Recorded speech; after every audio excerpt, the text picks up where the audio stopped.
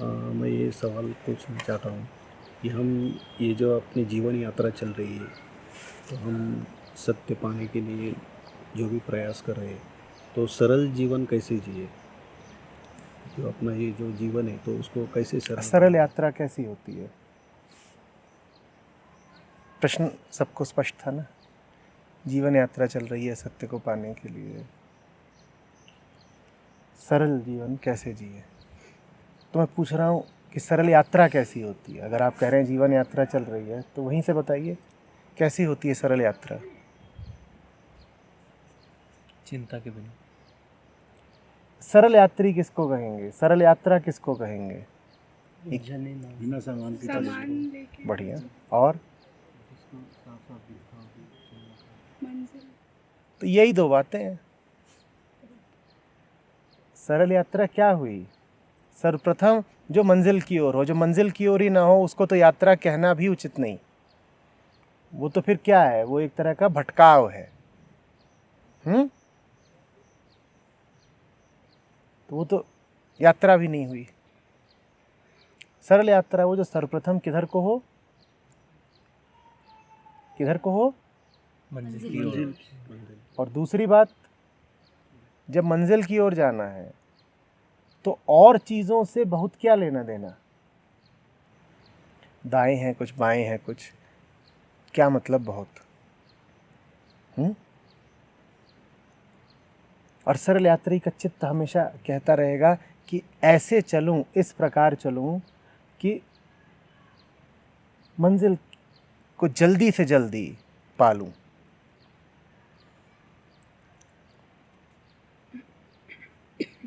मंजिल की ओर आपकी गति तीव्र रहे, इसके लिए क्या जरूरी है?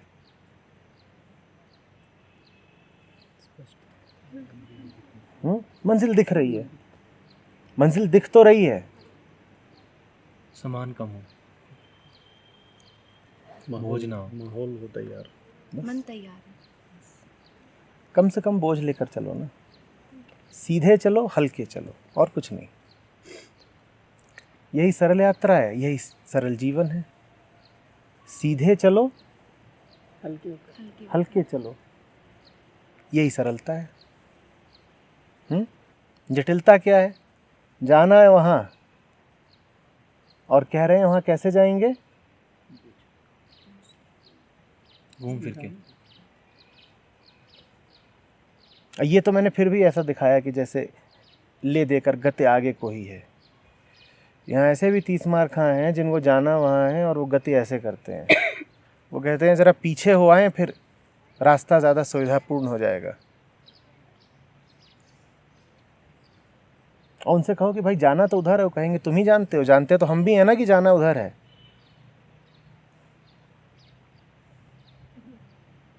पर तुम जटिल बात समझ ही नहीं पाते। जटिल बात यह है कि पीछे की ओर जाओ तो रास्ता ज़्यादा निष्कंटक हो जाता है। जिधर जाना है सीधे उधर को बढ़ो। चाहिए तो मांगो, चाहिए तो मांगो। प्रेम है तो प्रेमपूर्ण जियो, मुंह मत फुलाओ। और सबसे ज़्यादा मुंह फुलाते तुमने किनको देखा होगा? प्रेमी जनों को।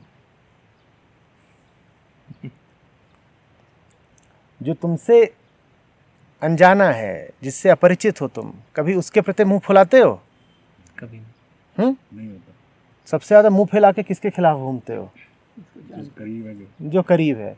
ये दिखाता है कि मन सरल नहीं है। मन सरल नहीं है। सरलता का अर्थ होता है जो चाहिए वो सीधे मांगो।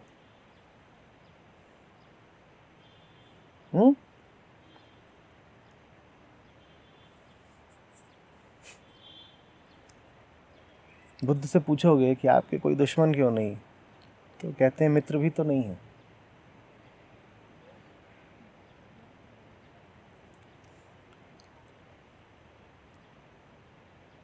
हमारी मित्रता अभिव्यक्त होती है दुश्मनी के द्वारा। अरे भाई मित्र है तो मित्रता दिखाओ, दुश्मनी क्यों दिखा रहे हो? पर हमारा ऐसा ही है, पहले दोस्ती करो और फिर वही दोस्ती दुश्मनी में बदलती है। किसी ने कहा है कि तुम किसी से दुश्मनी कर ही नहीं सकते बिना उसको पहले मित्र बनाए। ये जटिलता है। अपनी ओर से मित्रता दिखाई, उसकी ओर से ही मित्रता आई, फिर उम्मीदें बढ़ी, अपेक्षाएं बढ़ी, उम्मीदें टूटी, अपेक्षाएं पूरी नहीं हुई, नतीजा शत्रुता। अब उम्मीद तुम यही कहकर कर रहे हो कि सामने वाला मेरा मित्र है। मित्र है तभी तो उम्मीद कर रहे हो। अब मित्र है तो मित्रता निभाओ ना। मित्र शत्रु कैसे बन गया?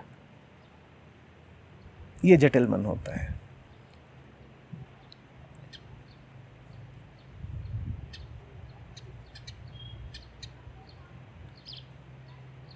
तुम्हारे मन में जिन भी चीज़ों को लेकर घाव हैं तो वही चीज़ें हैं जो कभी बहुत प्यारी लगती थी। बोलो हाँ। ये जटिलता है। वही रिश्ते हैं। रिश्ते हैं, उम्मीदें हैं, लक्ष्य हैं।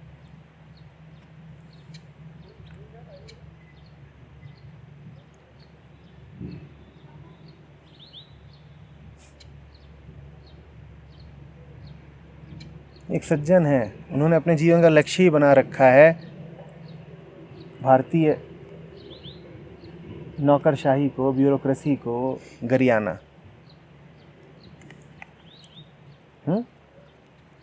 मौसम खराब है, क्यों खराब है? अरे ये ब्यूरोक्रेट्स ऐसे हैं। कुछ भी हो, बहुत सारी बातें उनकी ठीक भी होती हैं। रेल समय पर नहीं चल रही हैं, प्लेटफॉर्म गंदा है, काम नहीं हो रहे हैं, पुल का निर्माण अटका हुआ है, कुछ है। लेकिन बहुत बातों में वो व्यर्थ भी दोष देते रहते हैं।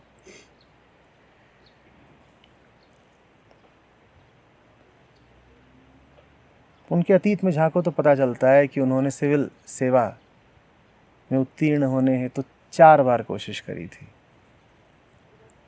अंगूर खट्टे हैं। रवीश कुमार जी हैं जी।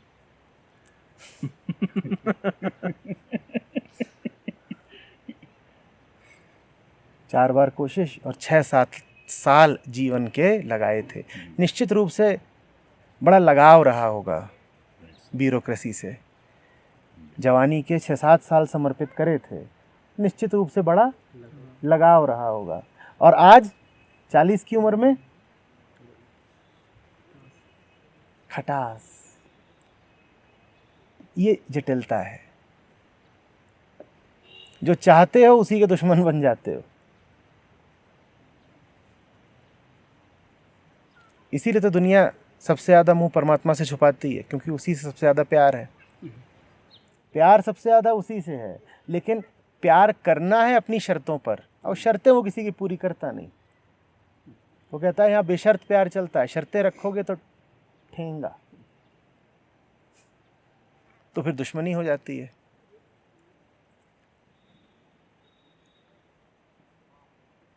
सरलता का अर्थ है जो चाहिए सो चाहिए और मुझे चाहिए। मेरा चाहना आश्रित नहीं है पारिधिक घटनाओं पर। मेरा चाहना निर्भर नहीं है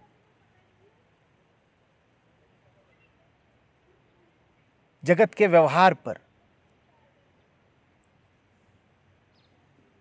मेरी चाहत अनाश्रित है, बेशर्त है।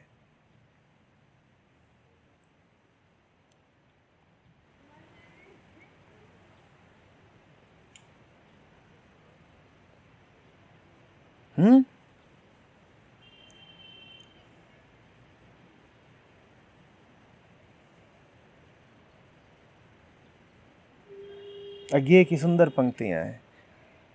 मैं कब कहता युद्ध करूं तो मुझे न तीखी चोट मिले, मैं कब कहता प्रेम करूं तो मुझे प्राप्ति की ओट मिले।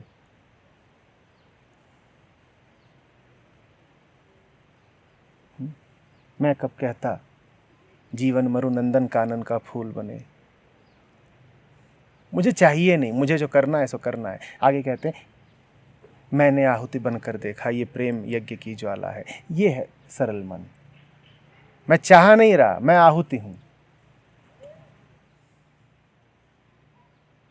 मैं चाह नहीं रहा। चाहने वाला तो कहता है कि मुझ में कुछ बढ़े, मुझे कुछ मिले। तो कह रहे हैं मैंने आहुति बनकर देखा ये प्रेम यज्ञ की ज्वाला है।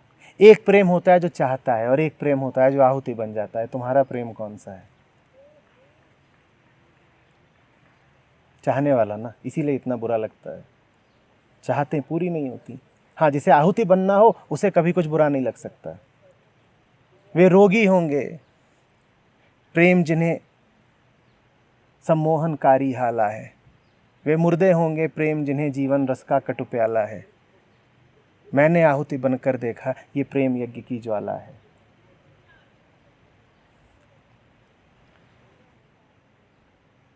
जिनके लिए प्रेम चाहत है कि ये पालूं और वो पालूं, उन्हें आंसू ही मिलते हैं। और जिनके लिए प्रेम यज्ञ है जिसमें तुम्हें आहुति बन जाना है, समिधा बन जाना है,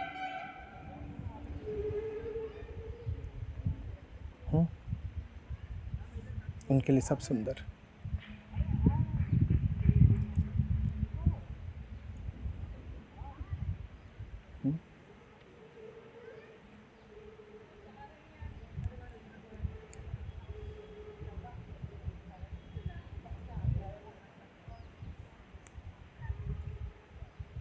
मैं कब कहता विजय करूं मेरा ऊंचा प्रासाद बने, या पात्र जगत की श्रद्धा की मेरी धुंधली सी याद बने।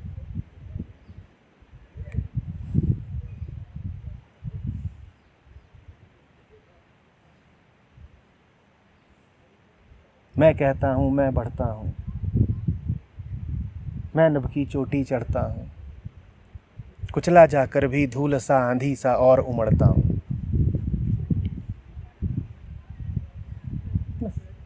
मुझे तो चाहिए, मैं बढ़ रहा हूं।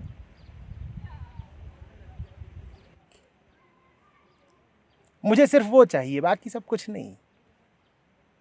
मैं नहीं कहता कि पात्र जगत की श्रद्धा की मेरी धुंधली सी याद बने। मैं कब कहता विजय करूं मेरा ऊंचा प्रासाद बने। ये सब चाहिए ही नहीं। जिसको ये सब चाहिए होंगे वो उलझ जाएगा, वो विचलित हो जाएगा। उसको जाना सीधे है और वो मुड़ दाएं बाएं जाएगा कि यहाँ मेरा प्रासाद बन जाए, यहाँ मेरा स्मृति स्तंभ स्थापित हो जाए, दुनिया मुझे याद करे, लोग मेरी गाथा के गीत गाएं।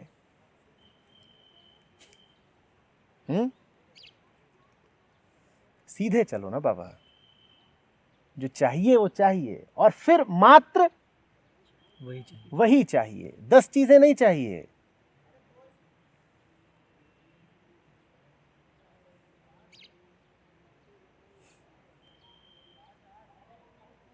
तुम्हें प्रेम चाहिए या प्रेम का परिणाम? प्रेम चाहिए है प्रेम का फल? प्यार है कि बाजार है? मिल नहीं रहा, मिल नहीं रहा, मिल नहीं रहा, दे बहुत दिया, कुछ प्रतिकार नहीं आता, शिकायत पर शिकायत।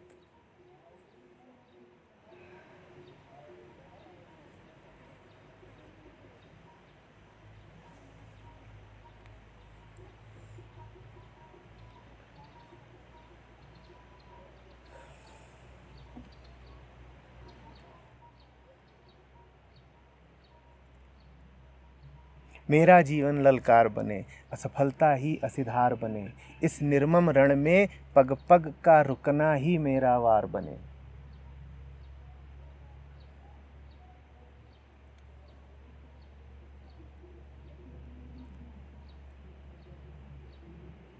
हमें तो चले जाने से मतलब है। जीत रहे हैं हार रहे हैं इससे भी मतलब नहीं।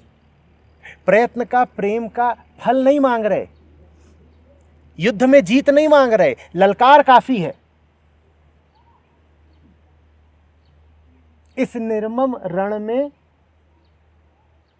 पग पग का रुकना ही मेरा वार बने। मंजिल की तरफ बढ़ रहे हैं, स्थितियां ऐसी हैं कि बार बार रुकना पड़ता है। हम उस रुकने से ही संतुष्ट हैं।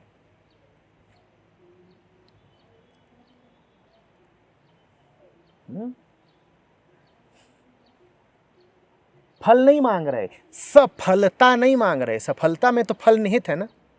सफलता नहीं मांग रहे। मेरा जीवन ललकार बने, असफलता ही असिधार बने। मेरी तलवार की धार क्या है? मेरी असफलताएं, जो असफलताओं के साथ भी आनंदित है, उसे कौन रोक पाएगा? तुम रुक जाते हो क्योंकि तुम सफलता के प्रार्थी हो, और सफलता बड़ी छलती है। वो जब नहीं मिलती तब तो दुख देती ही है, जब मिलती है तो और दुख देती है। जो असफलता में आनंदित है वो सरल है। जो महज अपनी मंजिल की ओर सीधे बढ़ने में ही उत्सव जानता है, अहोभाग्य जानता है, वो सरल है।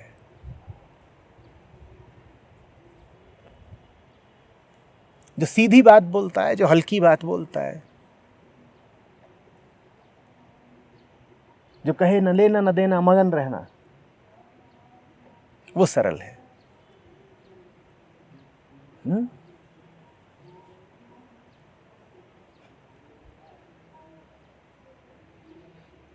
आ रही बात समझ में?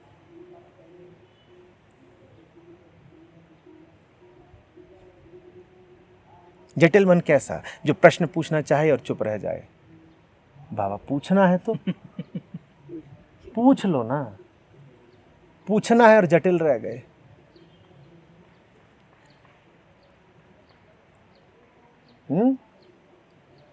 जाहिर करना था और चुप रह गए। यही सब तो जटिलताएं हैं। और क्या जटिलताएं होती हैं?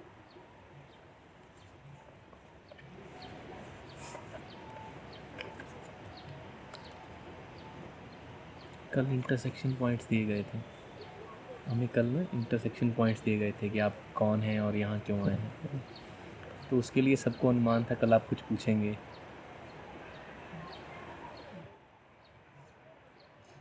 ये देख रहे हो ना, मैं पूछूं? जटिलता।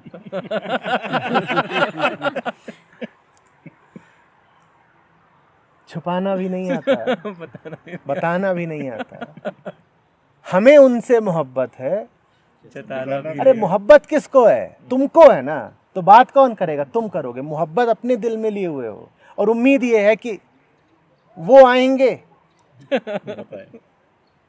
और सांस छेड़ेंगे। वो काहे को बोले कुछ, और वो बोले तो बोले, वो उनकी बात। तुम अपनी बात क्यों नहीं करते?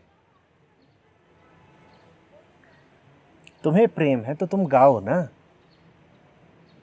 तुम क्यों आस बांधे बैठे हो कि गीत पहले उधर से शुरू होगा? तुम गाओ, क्या पता तुम्हारे साथ दुनिया गा उठे। तुम गाना शुरू क्यों नहीं करते? यही तो जटिलता है। तुम इंतजार करते रह जाते हो कि कहीं गीत चल ही रहा हो तो हम उसमें जुड़ जाएंगे, गुनगुना लेंगे, हम भी गुनगुना लेंगे। तुम खुद गीत शुरू क्यों नहीं करते? और कोई अनिवार्यता नहीं है गीत शुरू करना, पर गीत शुरू करने की तुम्हारी अपनी मंशा है ना। अनिवार्यता के नाते नहीं, अपनी ही इच्छा के नाते शुरू करो गाना। कोई जोर जबरदस्ती तो नहीं, चाहत तुम्हारी है, निजी है, तो उसे अभिव्यक्ति कौन देगा? यही सरलता है। एक सवाल था चाचा। बिना उम्मीद के, बिना फल की इच्छा के, और बिना डर के कह पाना कि प्रेम है, प्रेम है, प्रेम है। कभी देखा है, सबसे खतरनाक, खौफनाक वक्तव्य हमारे लिए यही होता है कि कह पाएं किसी से प्रेम है।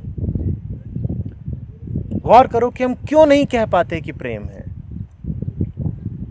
क्योंकि हम भली भांति जानते हैं जब हम कहते हैं प्रेम है तो उसमें लालच निहित होता है।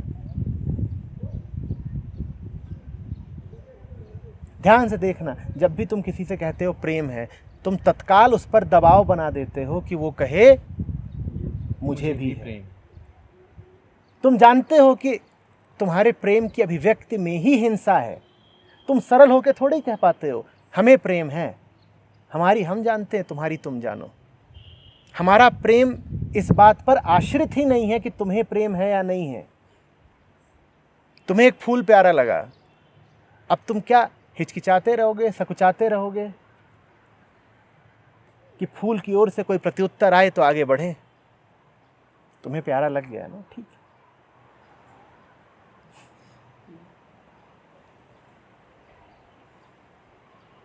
जैसे कोई नन्हा सा कुत्ता हो कि खरगोश हो, तुम उसे उठा लेते हो, उसके साथ जरा खेल लेते हो और फिर ये भी उम्मीद करते हो कि अब वो तुम्हें कुछ रुपया पैसा देगा या एहसान मानेगा।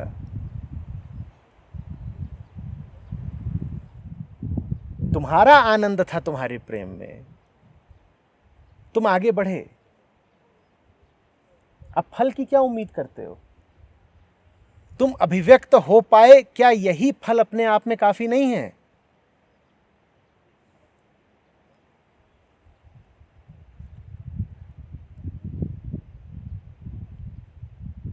जिसको तुम प्रेम करते हो वो है, क्या यही फल तुम्हारे लिए काफी नहीं है? वो ना होता तो प्रेम किसे करते? समझना बात।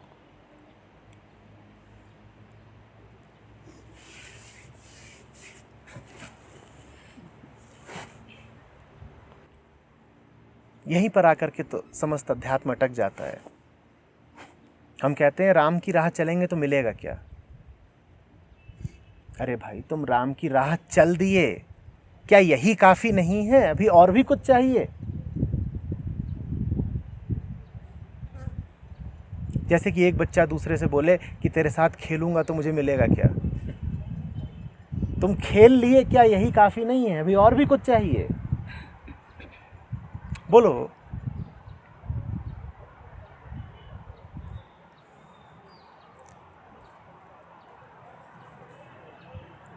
जटिलता हुई, जो चाहते हो उसे चाहने के लिए कुछ और चाहना।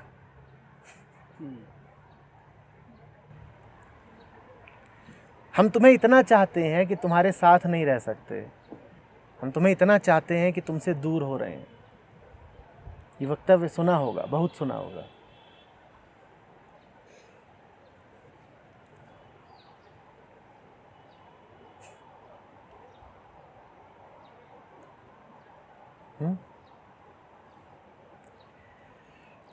सरल होने के लिए श्रद्धा चाहिए, क्योंकि मन तो दाएं बाएं के 50 रास्ते बताता ही है। तुम्हें सीधा चलने दे, मन की ऐसी फितरत नहीं। और वो ये भी नहीं कहेगा कि तुम्हारा लक्ष्य गलत है, वो कहेगा लक्ष्य तो ठीक है, तुमने बना लिया, राम पास जाना है। लक्ष्य तुम बनाओ, हे हृदय, रास्ता हम सुझाएंगे। हृदय तो भोला, वो कहता है ठीक, लक्ष्य हमने बता दिया, राम पास जाना है, चलो मन रास्ता तुम बता दो। और मन रास्ता बताने के नाम पर 10 दिशा में भटकाता है। आम आदमी की आज हालत देखो। कोई भी ये थोड़ी कहता है कि उसे नर्क जाना है इसलिए भटक रहा है। लोग नरकों में भटक रहे हैं स्वर्ग जाने के लिए। मंजिल सबने अपनी एक ही तय कर रखी है, क्या? स्वर्ग।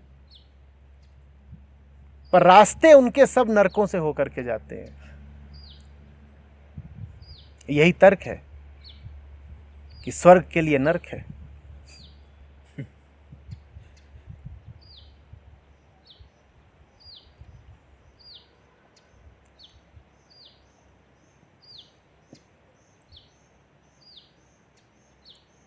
मन की मान लेना ही जटिलता है। मन से कहो तू चाकर बनकर आदेशों का पालन कर, हमारे सर पे मत चढ़।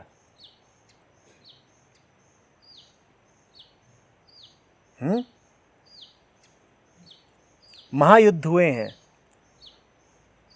और युद्ध करने वाले पक्षों से पूछो क्यों लड़ते हो, तो कहेंगे शांति की खातिर लड़ रहे हैं। ये जटिलता है। जब तुम कहते हो कि मैं शांति की खातिर युद्ध कर रहा हूं, ये जटिलता है।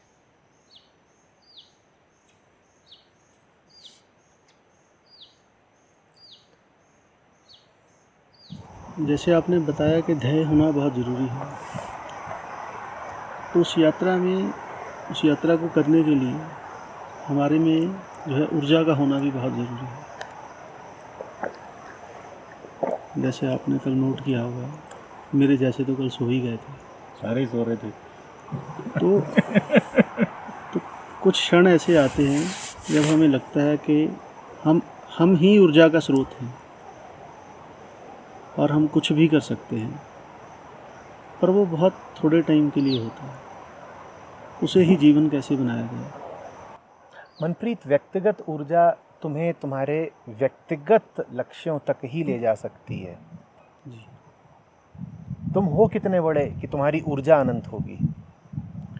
तन भी छोटा, मन भी छोटा। इस छोटे से घट में कितनी ऊर्जा आ जानी है। उस ऊर्जा का उपयोग करके तुम सत्य तक नहीं पहुंच पाओगे।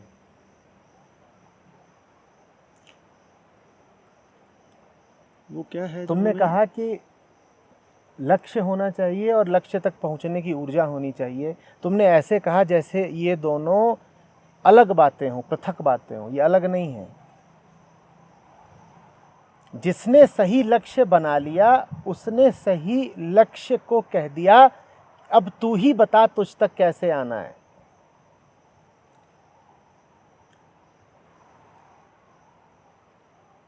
सही लक्ष्य ही वो है जिसको तुम समर्पित हो सको, जिसके हाथों में तुम अपनी बागडोर सौंप सको, जिसको तुम कहो कि हमने अब एक बात तय कर ली है कि तू ही तू है, हम कुछ नहीं, तू ही तू है। और यदि हम कुछ नहीं है, तू ही तू है, तो फिर तू ही बता कि तुझ तक आना कैसे है। और फिर तू ही ऊर्जा भी दे, तू ही साधन भी दे। कारण है, तुमने उसको अगर ये हक नहीं दिया कि वो तुम्हें ऊर्जा दे और साधन दे और वो तुम्हें वाहन दे, वो तुम्हें उठाकर अपने तक ले आए, तो फिर तुम वाहन किसको बनाओगे? खुद को माने मन को। और मन वही करेगा जिसकी चर्चा हमने थोड़ी देर पहले करी थी कि सीधे रास्ते तक पहुंचने के लिए, सीधी मंजिल तक पहुंचने के लिए रास्ते वो टेढ़े टेढ़े बनाएगा। तो ये मत सोचना कि लक्ष्य बनाने के बाद मालिक तुम रह जाओगे। जब मालिक को लक्ष्य बनाते हैं तो लक्ष्य को हक देते हैं कि अब मालकियत कर। जिसको लक्ष्य बना रहे हो उसी का दूसरा नाम क्या है? मालिक। अब लक्ष्य मालिक को बनाया है और निर्णय तुम लोगे सारे। निर्णय कौन लेता है, मालिक या नौकर? मालिक। तो मालिक निर्णय लेगा ना कि कहाँ से तुम्हें ऊर्जा मिलेगी, कितनी ऊर्जा तुम्हें चाहिए, किस तरीके से चाहिए, कौन सा संयोग बैठेगा, किस द्वार से आएगी, क्या साधन बनेगा। अब मालिक को हक दो, मालिक तय करेंगे। हाँ, तुम्हारे जो अपने व्यक्तिगत लक्ष्य हो उन तक कैसे पहुंचना हो तुम जानो। उसके लिए तुम्हारा छोटा दिमाग काफ़ी है, उसके लिए तुम्हारी छोटी ऊर्जा काफ़ी है। तुम बाजार से टिंडे खरीदने जा रहे हो, उसमें मालिक तुम्हारी कोई मदद नहीं करेंगे। उसके लिए तुम अपना व्यक्तिगत पैसा निकालो, अपनी व्यक्तिगत गाड़ी निकालो, अपनी व्यक्तिगत बुद्धि का इस्तेमाल करो और जाकर के टिंडे खरीद लाओ। अगर टिंडा ही लक्ष्य हो तो प्रार्थना काम नहीं आएगी, फिर पैसा चाहिए। हमारे ज़्यादातर लक्ष्य हैं कैसे? आलू, टिंडा, बैंगन, यही तो लक्ष्य है। किसी का छोटा बैंगन, किसी का बड़ा बैंगन। पर दुनिया में तुम्हें कोई नहीं मिलेगा जिसका लक्ष्य बैंगन से ऊपर का हो।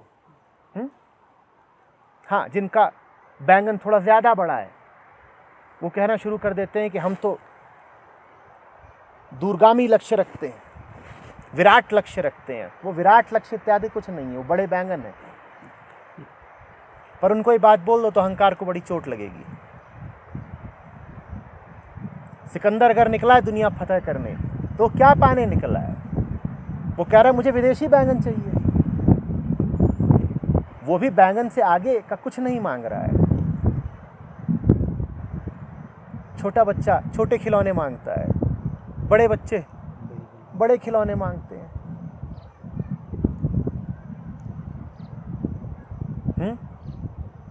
बैंगनों के लिए परमात्मा की प्रतीक्षा मत करना। वहां पे मन से कहना तू बता सब्जी मंडी कहाँ है, और जेब टटोलना कि कितना रुपया है। छोटे लक्ष्य के लिए छोटे तरीके उपयुक्त हैं। जब लक्ष्य विराट हो, अनंत हो, तब बुद्धि मत लगा देना। दोनों चीजों में अंतर करना सीखो। आचार्य जी, हम तो निरंतर मांगते रहते हैं, तो हमें कैसे मालूम हो क्या लक्ष्य क्या है? आज का दिन ही सिद्ध कर देगा कि निरंतर नहीं मांगते रहते हो। बोलो किसको जिम्मेदारी दूं? आज ही प्रयोग हो जाएगा और सिद्ध हो जाएगा कि निरंतर तुम एक को ही नहीं मांग रहे, तुम्हारी चाहतें बिखरी हुई हैं। तुम एकनिष्ठ नहीं हो, तुम्हारी निष्ठा के 100 दावेदार हैं। नहीं मांग रहे हो तुम लगातार एक को ही। तुम्हारे मन के केंद्र पर, मन के सिंहासन पर कभी कोई बैठता है और कभी कोई और बैठ जाता है। ऐसा बिल्कुल भी नहीं है कि तुम लगातार एक के ही प्रार्थी हो ना। कभी गौर करो ना मन पर, कितने ही विषयों को महत्वपूर्ण बना लेता है, कितनी ही बातें हैं जो घूमती रहती हैं, और उस वक्त परमात्मा याद आता है तुमको? सत्य याद आता है क्या?